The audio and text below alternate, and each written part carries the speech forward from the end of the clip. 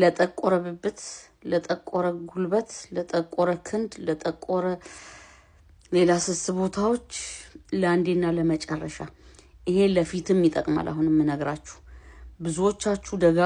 ደጋግማችሁ ለጠቆረ ብብት ለጠቆረ በጥያህ ትሉኛላችሁ ለአንዴና ለመጨረሻ በሌላ ርዕስ ነው የመጣሁላችሁ እርድ ከቅመም የራቀ እርድ ቅመም ጋር ያልተደበላለቀ እርድ አንድ ማንኪያ የሾርባ ማንኪያ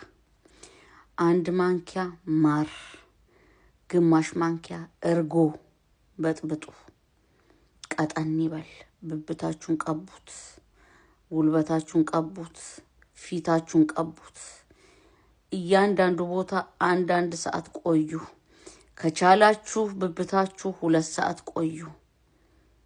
ብብታችሁ والله العظيم ጥርግ ብሎ ጥቁረቱ ካልሄደ እና እናንተ ደግማችሁ ወደኔ እንዳትመጡ በፍጹም እንዳትመጡ ፊታችሁ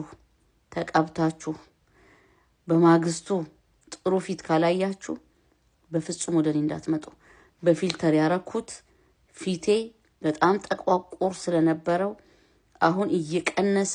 2 ጊዜ ብቻ ነው የቀባሁት እየቀነሰ ትንሽ ቀርቶታል ሙልጭ ብሎ ሲሄድ ባለምንም መሰልቸት በሳምንት 2 ጊዜ ለፊታችሁ በወር 1 ቀን ለብብታችሁ ለሌላ ቦታ ለጠቆረባችሁ ይሄን አድርጋችሁ ካለቀቀ እንግዲህ በምን እንደምናነሳው አላቅም በዚህ በታቱ ማንሻ ኤሌክትሪክ ልናነሳው አይደለም መቼም እውነቴን ነው የምላችሁ والله العظيم ይሄ ነገር ተጠቅማችሁ መጥታችሁ እያንዳንዳችሁ 100% መጥታችሁ ለቆልናል ቴንኪው ካላላችሁ ወዮላችሁ ለአንዴና ለመጨረሻ ለብብት ለማዲት ብዙ